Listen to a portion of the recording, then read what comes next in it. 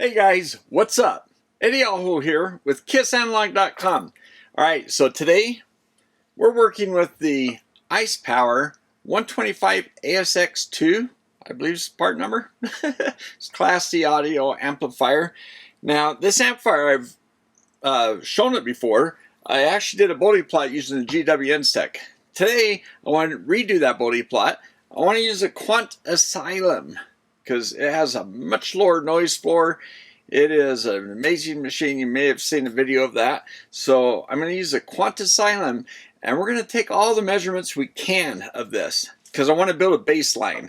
I want to say this amplifier is this good, and see how other amplifiers, like I'm going to test some Fosse amplifiers.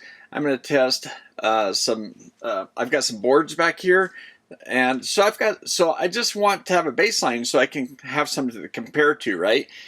I bought this one for that purpose because I thought it was supposed to be a really high-end one. So I actually bought this, put it together, and took it to a friend's house. We played it, and it did not sound quite as impressive as the Class A amp, which I've got sitting down here.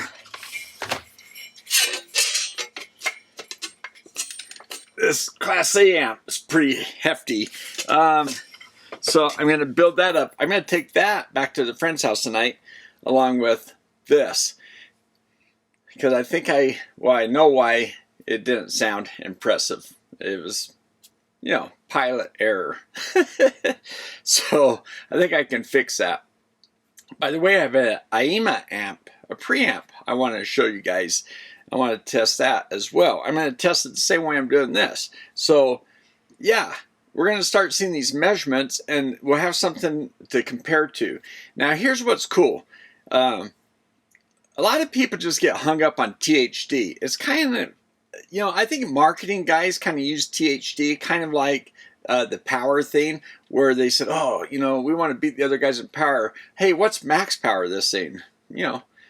Users don't know what max power is, they'll be impressed. Let's call out that peak power, peak to peak power. They had all kinds of different ways to measure something, which was just, not really telling the truth. It would have been better if they would have tried to educate the buyer, said, hey, here's dynamic power. This thing plays 8 ohms in a 100 watts, 200 watts in a 4 ohms. It's linear across that power range, instead of having different power levels that don't make sense. And so we're going to measure that here. And what it is we want to make sure, like on the Bode Plot, typically Bode Plots are done at 1 watt. And so is THD. We want to exercise this thing. So what we get, and now the Quant Asylum, essentially it limits me to put 80 watts in a 4 ohms, because I can put more, but I have to put different kind of probes, because I can only put so high of a signal into the Quant Asylum.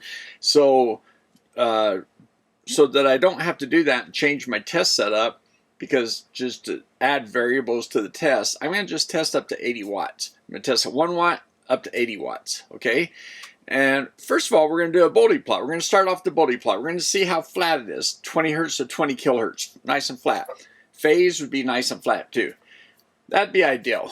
And then, hey, I'm not against tone controls. Use tone controls to, adjust it how you want. But let's start off with just a nice flat gain. That's one thing we want. Okay, so that'd be ideal, okay? 20 hertz, 20 kilohertz, nice and flat. Now, we're going to roll off. And usually phase starts to roll off before gain, because that's just the way it works. And so that's why you have to take gain out even further. Now these Class D amps, they have a digital way of doing it where they can digital filter, and so they can actually give a really flat response and also cut off quicker. So the phase is usually flatter and so on. So we're going to check for that. Now here's the other thing. Now the gain, if you're putting in a small signal to get 1 watt output, and then you put a bigger signal in so you get 80 watts out, the relative ratio of each one of those should be the same. So let's say we have gain of 30 dB there, or gain of 30 dB there. They should both be 30 dB. The gain shouldn't change depending on the input signal, right? So you want the same gain all the time. and you want to also, so that's the flatness, and you also want it flat across that frequency span. So we're going to check for both of those things. So that's what's going to be kind of cool about these tests, is not only are we going to check across frequencies wherever possible, like say THD, across frequencies, not just at 1 kilohertz like it's typically done at 1 watt.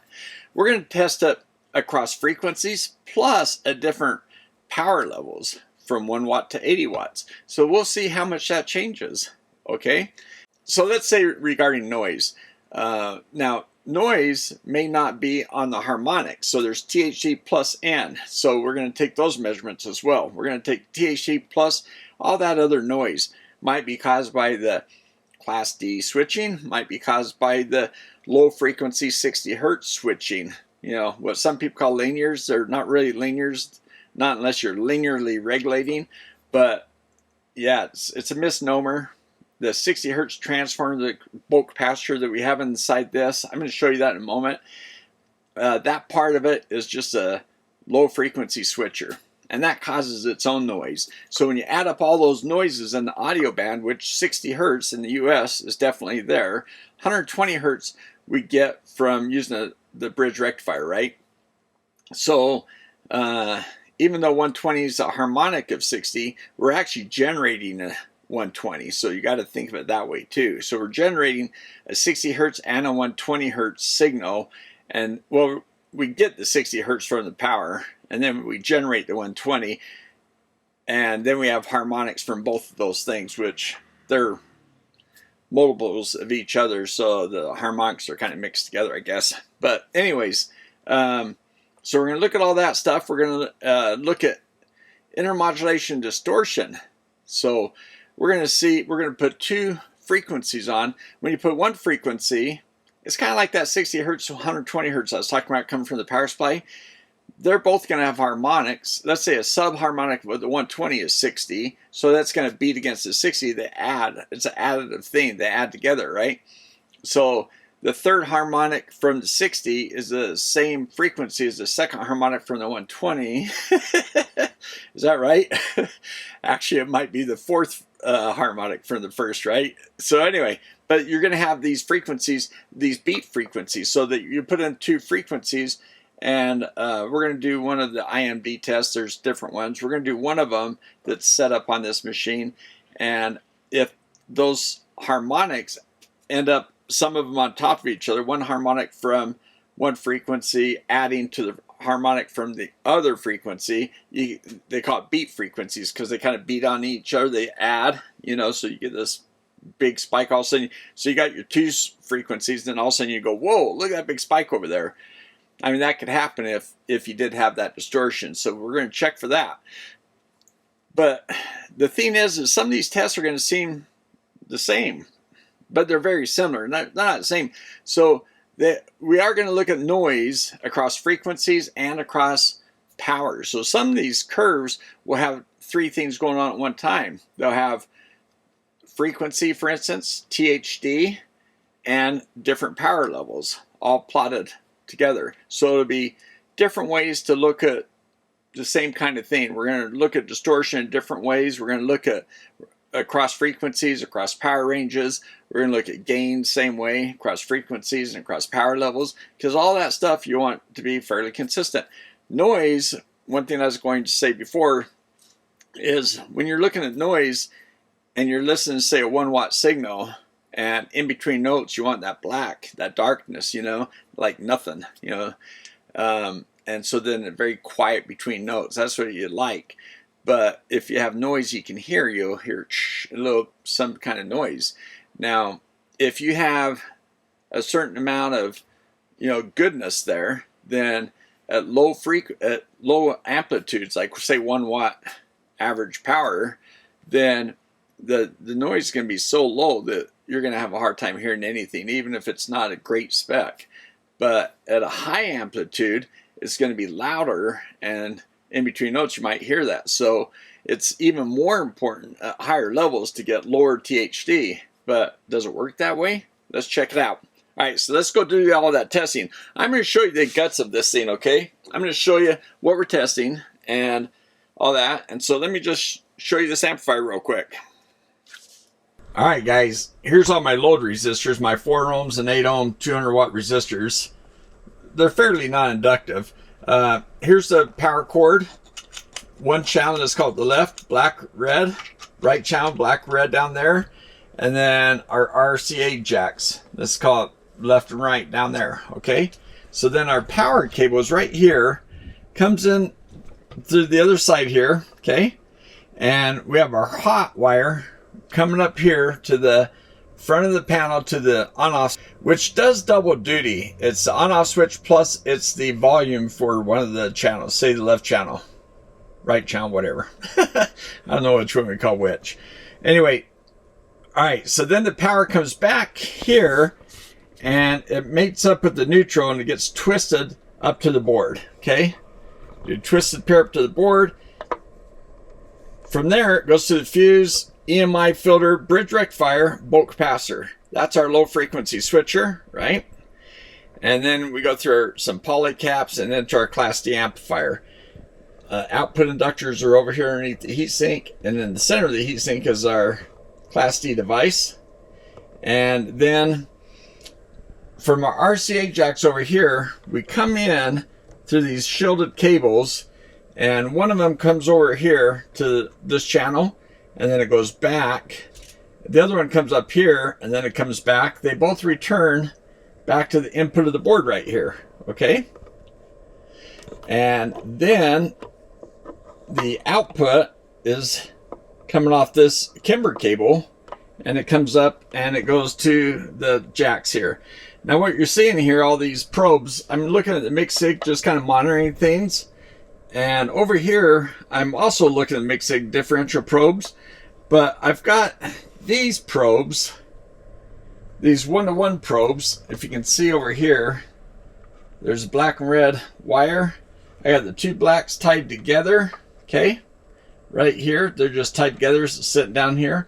And then the red from one goes to the red from the output terminal, and the other red one goes to the negative side of the output. So it's a differential, and then it comes up and it goes to the Quant Asylum, okay? So that goes into the input. The output of the amplifier goes into the input of the Quant Asylum, and right here. So we have our plus and minus input differential pair. The signal that comes out of the Quant Asylum is also differential. So it comes up, it wraps over here, and our RCA jack's right there, but we don't go there. What we're gonna do is we're gonna come up here, and that's what all these probes up here. We got the two negatives, the shields tied together just like on the outputs, and the reds are tied at the wire that's going to here. So the output of the pot, okay? Instead of the input, it's going to the output of the pot. So leaving comments why I did that. We might have to have a little competition on that. Okay, so there it is to do this test. So, and then there's what it looks like. I'm just running the signal right now. All right, so it's only 2 volts right now, but what it does is it injects the signal, reads it, and then it re-injects and reads it again. But we're going to go ahead and run a Bode plot, okay? So we're looking at the spectrum right now. And by the way, here, let me point out some things on the spectrum. You see that little guy right there? That's from the power supply, 60 hertz. Here's 100 hertz, 90, 80, 70, 60. And guess what these are? Those are from the power supply too. That's our low frequency switcher.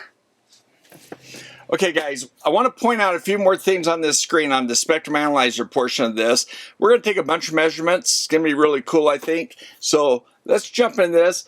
One of the things I'm going to do after I show you the spectrum, I'm going to start running Bode plots. And I'm going to start at 1 watt and go up to, I think, 80 watts. The Quant Asylum, I have to use, okay, so the Quant Asylum's limited to, 26 dB input or 20 volts RMS. So that's why I'm limiting the power on this, but we're still going up to 80 watts. I mean, 4 ohms, that's still pretty decent.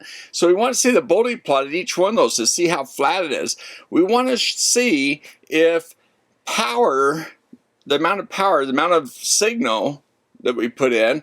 If it's linear, you know, so essentially what we want to see is the Bode plot to be flat every time, right? So that's what we're looking for. So now it's a gain thing, so we're not going to see a whole bunch of lines. If the gain was exactly the same on every one, then they would just be on top of each other, because it'll take the input signal, even if it's a lower input signal for the 1 watt, and the output, and look at the gain. So we don't want that gain to change. So if there's variations in that, then that's not, you know, optimal, right? So we want, even if the gain, even if it changes a little bit over the 20 hertz to 20K, we want them right on top of each other, so that we know when we have music playing, whether it's a note that's lower or a note that's higher, you know, louder, that both of them get the same amount of gain, right? So that's what this test will do. Whenever I do the Bode plots in the past, a single Bode plot at 1 watt, that's kind of typically how the industry does it. They run them at 1 watt, and then they do a Bode plot. What I can do with this Quant Asylum, it makes it really easy, where I can just scale a whole bunch of them. I can say, let's run 1 watt. You know, I'm not sure how many watts I'm going to do. I'll let you know. But or how many levels, because it's going to take a while. So in the video, I'm going to just fast forward it, so it's not taking so long as me talking right now. So, all right, here, let me show you some stuff over here. Okay, here we go. All right, guys, so here's the 60 hertz, and you can see 70, 80, 90, 100. Here's 100. It's logarithmic, right? So 10, 20. 20 is like about a third of the way in the screen, and then it compresses up to 100, and that's what log does. It compresses things so we can see, you know, big and small things. Okay, so 1,000 and 10,000, and then this is 20K and 30K. Okay, so we're gonna, right now we're looking out at 30 kilohertz, and look at the noise. These spikes, other than the power supply spikes, all this stuff down here from the, you know, all this other noise is really low. It's below 80 dB. So now remember, 0 dB is 1 volt, and every 20 dBs is 10 times less. So there's 100 millivolts right here. We go down 40, that's 10 millivolts. We go down 60, that's 1 millivolt.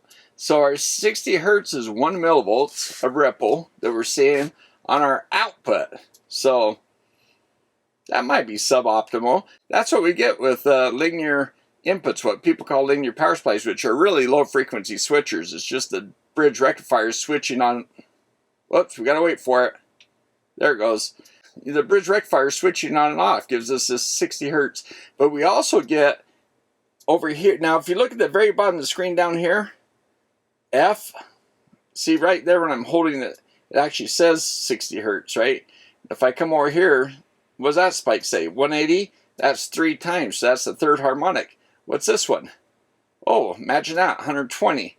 So 180, what do you guys think this one's going to be? You got it, 240. What's this one? Yep, it's 300. So every 60, you know, hertz, we're seeing spikes, right? And then here's the one I'm injecting from the signal. Let me show you that.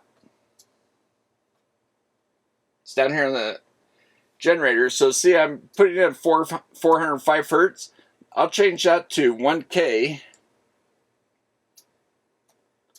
Okay, so that's 1K hertz. Okay, 1K hertz.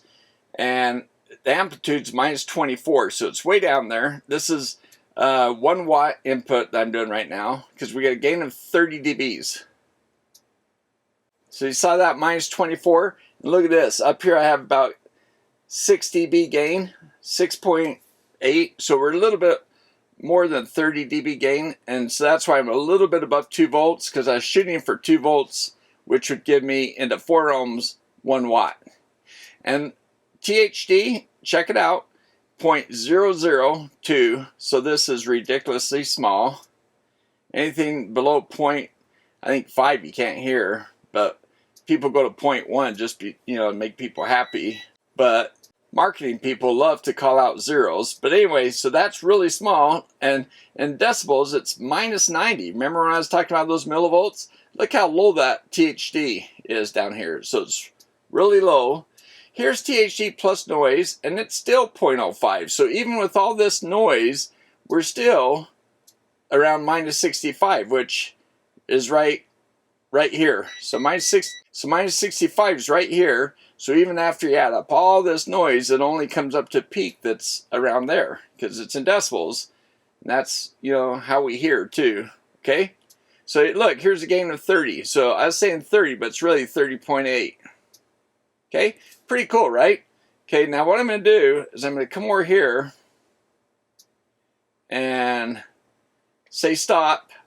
Okay, I want to turn off that one.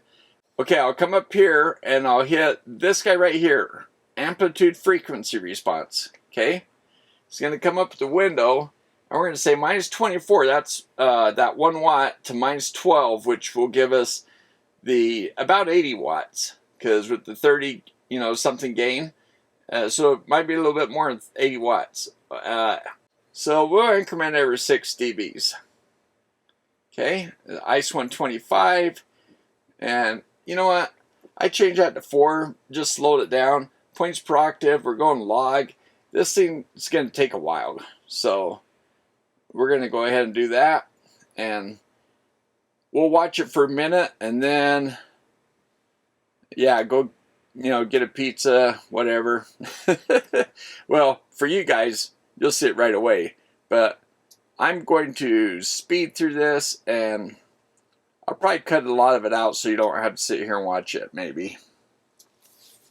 Because even if I speed it through, it'll be so fast, it'll be ridiculously fast. But okay, so here's the first peak, as you can see it come through. Just passed through the 60 hertz thing from the power supply. So it's coming across, and what's nice is next to it, we don't see sidebands, things modulating with it, so we don't want that. So it's coming across, because that's called intermodulation, harmonic distortion, right? When you see the sidebands on it. So we're not seeing that. It's all by itself right now. And it's just trucking across, and the level looks pretty flat to me. Oh, and by the way, I had to go from 10 hertz to 30K. Did you notice that? So, alright, so it's just trucking along. It's looking good. And see all these things?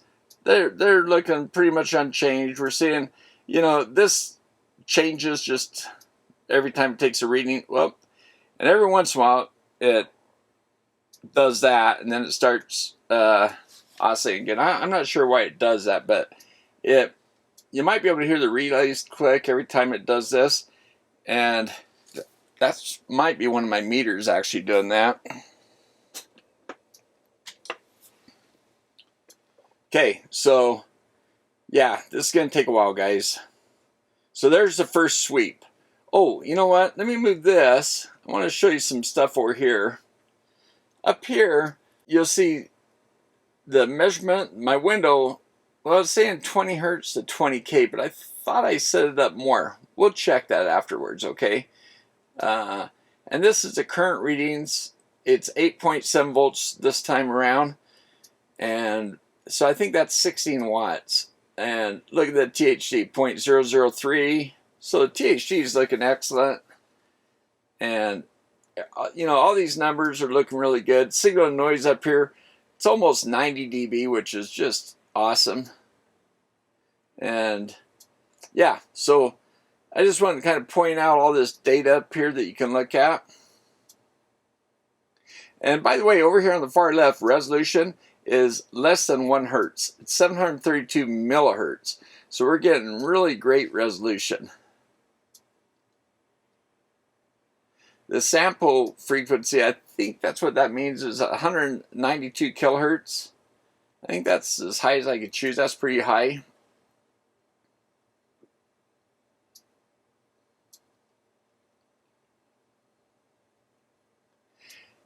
So yeah, you can see the output came up a little bit higher, 18. We got a couple more of these to go, so I'm going to shut up and we'll speed through the rest of it.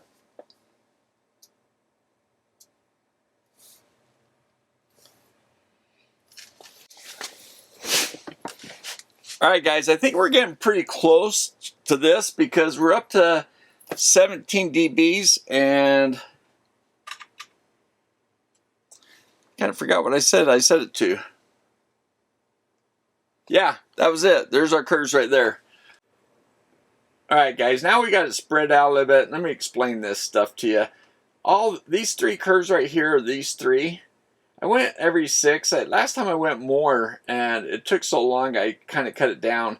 And I didn't go this low in value either. So I didn't see this stuff that we're seeing over here. I didn't see that before. So, that makes me wonder. The blue one's the highest level signal, so I think that might be the best signal. But whenever you see this stuff like this, it means like it's just, and it could be the Class D amp, the way it's, you know, when it puts the signal in, the way the analyzers work, they'll inject a signal and then they read the signal. And by the time they read, so there could be a phase shift, a time shift in the Class D versus the analyzer. I'm not sure what's going on here, but this does not look real to me. The phase isn't doing this kind of stuff. Before, when I've run the curves on this, they were always flat here. And I actually ran them out further, and there were like a lot of junky, crazy stuff out here. So this time it kind of flipped over on me, it seems like. So yeah, I think this is just not real, okay? And so anyway, so here's 0 degrees on the right, and you can see the phase shift from 10 hertz to say 20 kilohertz is right here. This is like just a few degrees, right? This is 100, so it's 20, 40, 60, 80, 100, so it's 20, so it's maybe 20 degrees that it shifted at the high frequency, which a lot of people say you can't hear phase anyway, but and then some people say at the higher frequencies you can hear some phase. Some people can hear it, so you have to kind of take that for whichever camp you believe in. But what's crazy about this is these top curves. See the black, green, and red up here? They're all right on top of each other, like I said you want. Okay, I'm going to zoom in on that again, okay? So I'm going to make the bottom one 30. We'll kind of sneak into it. I just want to zoom out so you can get a better picture, okay? So look at that. That's 10 degrees from top to bottom, and this thing just looks flat. You can see a little bit of change right here with the red one. So from the highest one to the lowest one, there's a little bit of a dip here, which I'd have to run this again and make sure I'm sampling enough times to get, because this looks like a sampling error, this little triangle here. I feel like there's no way it changed that much right there. So yeah, I need to run this again, guys. Maybe I'll do it and then show you a picture of what I run so you don't have to sit here and watch it. But I feel like these are measurement issues. But isn't this crazy? So even if it did dip down that much, that'd be like less than 2 dBs, 1.5 dB. I mean, and this little teeny little sway from non-zero is pretty crazy too. Let me just go to 36 and really, I'll spread out that graph. Look, now we got 36 down here, 40 up here, and I can even make that 38. What can I make that? Let's make that 39 up here. Okay, so we have 3 dBs total from top to bottom. Or you can see how flat this curve is right here, this black curve. And then at 20 hertz, it kind of starts dipping down. And what is that? I mean, and then over here from 20 hertz to 10 hertz, it dipped down a little bit. But 20 hertz is really where we start counting, if you can hear that low. But, I mean, wow. This is like half a dB between these two numbers right here and over here. So this is changing from 10K to 20K. It's like just a fraction of a decibel. So crazy flat. So that's really awesome that across signal levels that we're going to have the same gain all the time. So that's just, I like this Quant Asylum that you can do a test like that and just prove that out. Okay, let's go do another test. So guys, you know, I just thought before we do this test, so this thing's been on for hours, actually. I've been doing different things, going upstairs, I even had dinner. But I just want to show you the heat on this, okay? So Alright guys, so I'm going to record some video here and I'm going to show it right here, but I just think this is such a cool camera.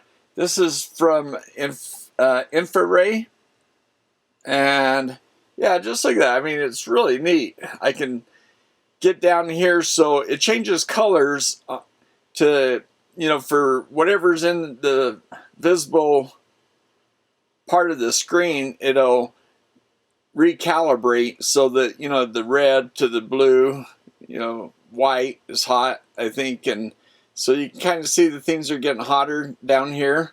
But I just kind of felt the heat sinks are a little bit warm.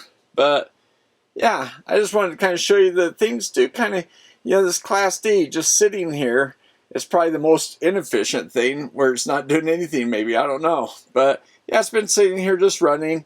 And it was running some tests as well. But yeah, I just thought that'd be interesting. Yeah, just want to throw that in as part of the test, right? The thermal part. So, but okay. Let's get back onto the test with the looking at the THD across different levels, okay? All right, guys. So the test I did before was this one, amp frequency response. And I ran from -12 to -24. So I want to do that again on this test here. The gain versus distortion. So let's run that one. Okay, we're going to do -24 up here and -12 down here. So, and we're going to go in increments of, I think, 4 dBs. And the test frequency is 1,000 hertz. That's kind of typical. Should we leave it there? Okay, yeah, let's just leave it there. And I'm going to move this window out of the way. All right, so there we go. And again, you can see the spectrum. And that was a pretty fast test. So what did that tell us? All right, guys, so I think what we're looking at here, the gain is this black one. So it's just real flat like we've seen before. So it's really flat all the way across. And these are all the different levels. So it ran different levels. And it looks like it's just the gain's real flat and it doesn't matter what level. So we already kind of know that. This is just a different way of looking at it. Before we were looking across frequency, now we're looking across levels, right? So then the blue one is THD and it's in decibels, so it's it's really low. It's under -90 dB, and then it kind of goes over right here at the end, and this is at the higher levels. So see down here at the lower levels it's low. Once we get up to about -14, it's creeping up a little bit. So it went up, see, here's 85, so it only went up like 2 dBs or a few dBs, I guess, from here. But it went above 90 a couple. And yeah, so anyway, it's all very low stuff. And I mean, it's kind of like splitting hairs, right? Because it doesn't matter. This is all really low in decibel levels. Okay, so guys, the second harmonic, I think that's this color here, is this one right here. And it's pretty low. So the THD is adding up this one, this one. This is a third harmonic way down here, -100. I mean, this is getting ridiculous, you know, so, and then the other ones would be so far down that you can't even see them. So anyway, that's kind of what this thing's showing. I'll go ahead and save this to the folder, and let's go on with another test. Alright guys, this is kind of a cool test. This is going to plot THD, total harmonic distortion, across frequency. So you know how it's typically done at 1 kilohertz, like our last test we were looking at 1K. It's interesting because the X and Y axes, we keep on changing it with different values, and so you get to see the data in a different way. So this one will show THD across the frequency band. So that's pretty cool. I mean, 1 kilohertz, yeah, that's typical, but is it worse at 10K or 100 hertz? Let's find out. All right, what we do is come up here and THD versus frequency. Okay, and start level and stop level. So let's do that again, and we're going to go -24 and to -12. So increment 2. Yeah, let's do a few more this time. I think these tests go a little bit faster. So 20 to 20K. All right, let's do it. Wait, hold it. Points per octave, 3 hertz per step. I am going to do more. I'm going to say, let's do 5. Maybe we get more points, we'll get less sharp edges. We'll get a little smoother graph. Okay, let's try it. And I'll move this little box over here. Get it out of the screen.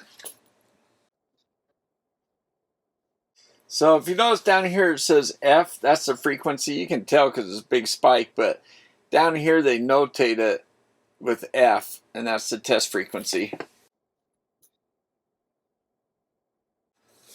So guys, this looks like a pretty slow test. I think I'm going to speed this up.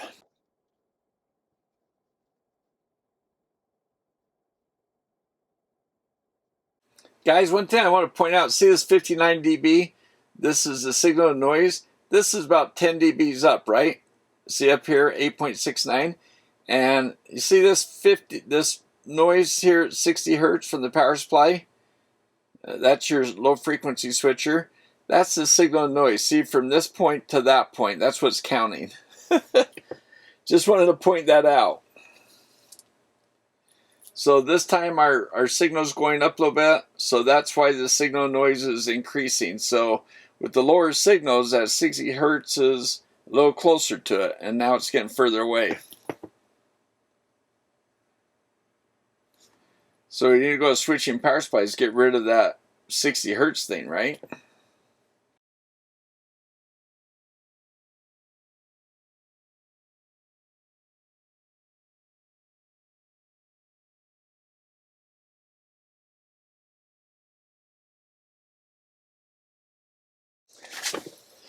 All right, so it finished. That took a while to do, a lot of data points. Let me blow this picture up. So, okay, so this is, 10 hertz to 20K, right? And we're looking at THD. Over here it's in decibels. On the right side, it's THD+N in percentage. So, here, 0.1, it looks like the lowest levels was -24, and then -12 is in red. So it started off black and finished in red. So it looked like it got better as the as the level went up, right? So the first couple were over 0.1. Now this is THD+N, and isn't that interesting that it kind of changed around 200 to 300 hertz? So 200 hertz here, 300. So it's like 250 hertz. It kind of changed. And that, I think that's interesting. And then these two little spikes, I think those are just, it's just where it's sampled, and it's, yeah, I'd ignore those. I'm pretty sure they're all flat through here. And it was just curious, the lowest signal and the highest signal had the little discrepancy. But yeah, I think that's just bad measurement there. But anyway, so that looks pretty cool. 0.1, and this is THD plus noise, remember that? And 0.01's down here, so pretty darn low all the way, especially at lower frequencies. That's interesting. And then it kind of shifted up here for some reason, and then right through here, this is 2K, 3K, right around 3K to like 9K. The highest levels they kind of crept up a little bit and then dropped back down. So that's interesting. It's almost like a wave right through here. See that? Kind of wonder if that's a discrepancy in the test. That might be real. I don't know. When you get things like this, what you do is you scan just this area just to get what I've done today is I've gone to frequencies just to see if these things are mistakes, and they are. Like, I don't see that. I see a number down here. But these right here I never looked at. But yeah, on the Bode plots where we had the weird things, I just went to those frequencies to look at the levels, and wherever you see these, that's usually what I've found is where you see one like measurement it took like some weird measurement, so it had something like that. But yeah, this part over here, it's kind of curious, but again, it's very low level. Supposedly, you can't hear below 0.5 THD, which is right around in here. So that's right in here. So yeah, you have to have really good hearing to hear anything below 0.1. And this is THD+N, so it's not like any individual harmonic. It's the harmonics plus random noise. Very interesting. Alright guys, so this test, it'll test THD versus the output level. So all the different power levels, it'll go across this way, the x-axis, and it'll go THD percentage on this side. And it does THD+N. It'd be cool if you could do THD or THD+N or, you know, things like that, but they're just tests that are specifically set up. Okay, let's do this. This up. Alright guys, let's set it up. Test plugins, and it's this right here, amplitude THD versus input output level. Okay, so let's do that. And I've got it set for -24 to -12, 4 dB increments. And right, so let's just run it. Oh, and this is, you have the option of either looking at the input signal or the output, but I think the output's more interesting, so let's just do that. I'll move this out of the way.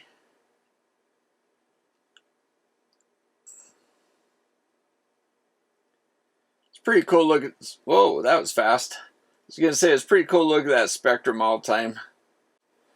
Alright, so yeah, here we go. Analyzer input level. So the output of the amplifier going to the input of the analyzer. So, okay, this is in decibel volts, right? So it's, you know, what is that? About 7 dBV. And it goes up to about 19 decibel volts. And at the low level, it's just over 0.1%. And then it crosses 0.1 or about 10 dBV. And then as the amplitude goes up, it drops. So again, THD+N. So remember that. Plus 0.1 is awesome. It's very, very debatable if anybody can hear that, especially at low levels, right? So remember, this is at very low levels. So what you're listening to is around 7 dBVs, and then the THD noise is almost -60 low. So yeah, it's incredibly low signal here. And then at high amplitude, again, this is below 0.1. This is like 0.03 or something like that right here. So very low stuff. Alright guys, this is a pretty cool test. It's pretty neat that this Quant Asylum can do this. We're going to measure the output impedance of the amplifier. So, you know, you want to have, whenever you're powering something like with the power supply, anything, you want the impedance of that power supply to be very small compared to your load. So we have an 8 ohm load or a 4 ohm load. So, you know, if you're, say, 10 times less, then you're dropping, you know, 10% of your voltage across your output of your amplifier. You don't want that, so you want to be as small as possible, right? So let's go ahead and measure that, and I'll show you how we do it. What we do is we take these resistors, and we start off, I think it's a 4 ohm. It's going to ask me for a 4 ohm resistor, and then it'll want to repeat the test with the 8 ohm. So let's try that. Alright guys, so what we do is go up here and down here to let's see, power output impedance. Nope, this one I need the QA450. It'd be cool to have that, but okay, we can do it with this one. And okay, so see, we're going to put -12 dB, so that should be that right around 80 watts. And we got all these variables, and look, so you put your resistors. We're going to start off 4 ohm. I think that's right. Yeah, that's what I have in there now. And then we'll do the 8 ohm. Okay, so let's run that. Okay, we got the 4 ohm in there. I'm going to move this box out of the way. We can see it coming across the screen. It's going fairly fast. All right, we're not as high power as I thought. We're at 8.7 volts, so yeah, that's not quite as high.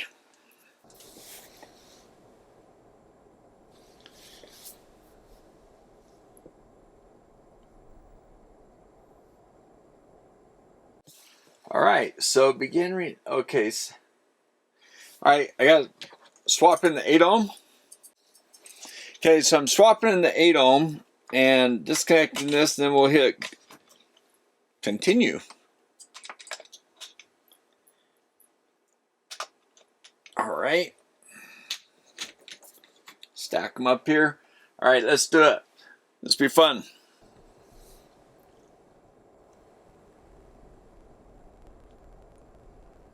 Wow, okay, holy smokes.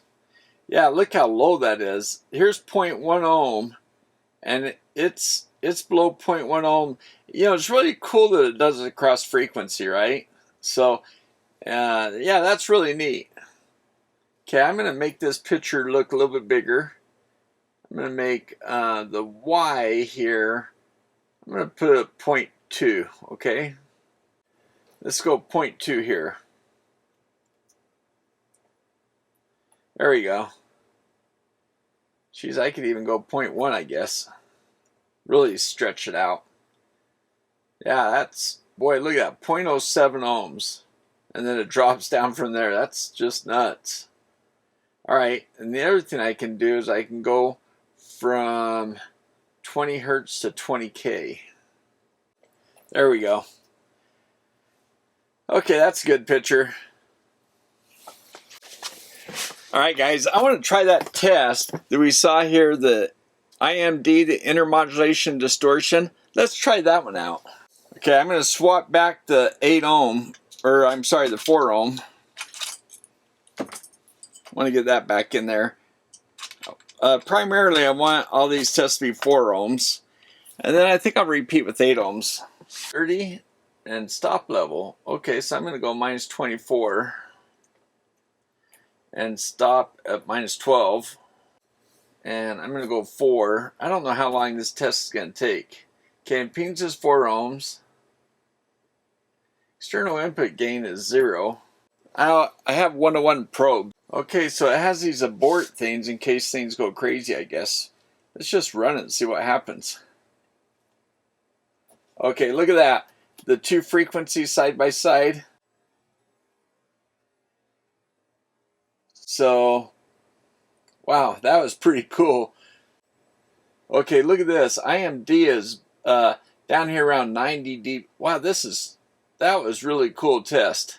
So what that did is put two frequencies close to each other and then look for all the intermodulation distortions. And so I'll talk about that in a moment, okay? Let's just go ahead and look at this graph. But yeah, it's really low. I'm going to put the Y max at minus 80 so we can stretch this thing out. Whoops. Okay, at minus 80. And I think I'll put the bottom one up at minus 110. Yeah, that just kind of stretches it out. And then we'll stop. See, I only went out to about not quite 20 watts. I guess I could have, but look, it's dropping with power. That's interesting. So I'm going to go X max at 20 watts. Okay, so yeah, percentage on the right, decibels on the left. I mean, that is really low. So pretty happy with that.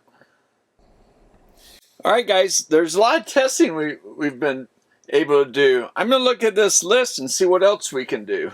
Okay, power, THD versus out. Let's see, THD versus output power. Seems like we've done that. Maybe this is a little bit different. So let's go ahead and do it. Okay, we're going to go minus 24 again. I'm going to have to go higher than minus 12, I think, to get a little more power. I'm going to say let it do it automatically. And all right, let's just do it.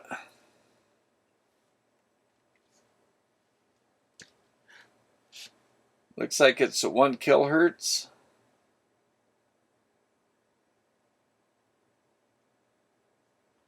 All right, what did that do for us? Wow, look at that. So we went down here all the way to like 80 watts. And the THD plus noise was still pretty low. Look, 0.1. Seems like we've done some. Yeah.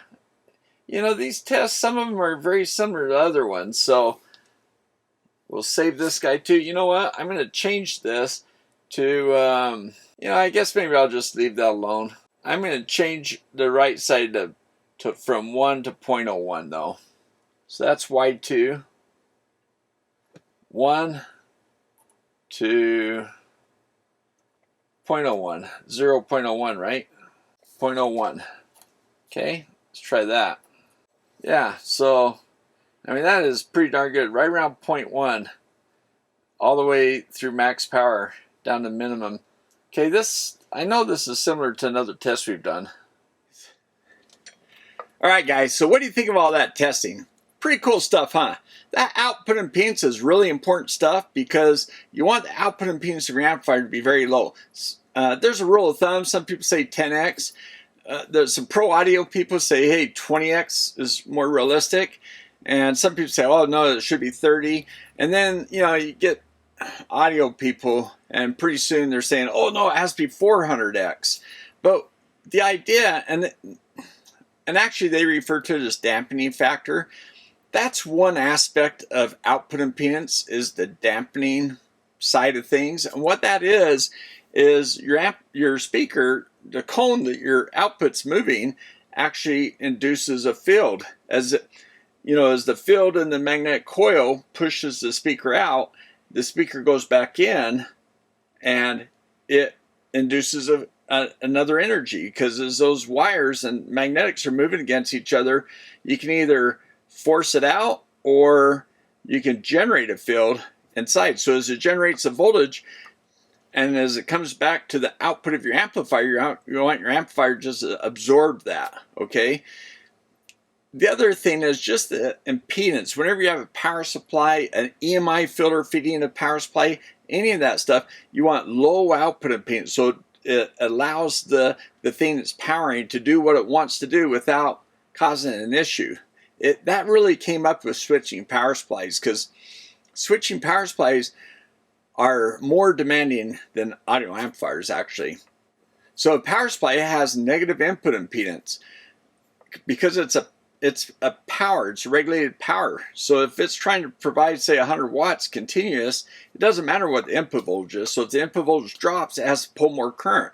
Well, lower voltage, more current, that's the opposite of Ohm's law. I mean, that means your resistance is going negative, right? So anyway, negative impedance. I did a video on that.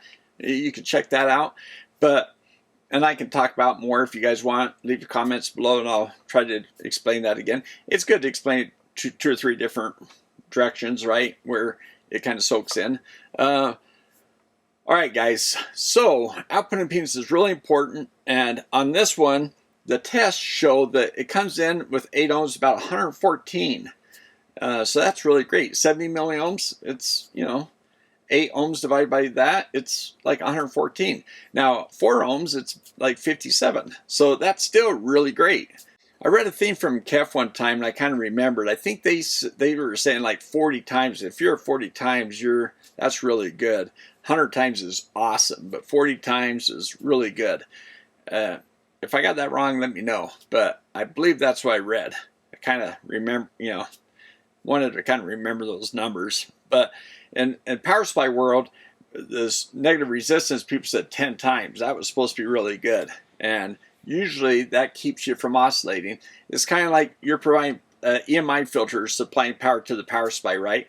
Power supply is saying, give me that, give me that. And it's like tug rope. It's pulling a rope. You want that rope just come easy. You don't want it to have any resistance, or else you're kind of doing this, and that's an oscillation. You don't want that. You want the power supply just to say, oh, the EMI filter say, oh, you want more power? There you go. There you go.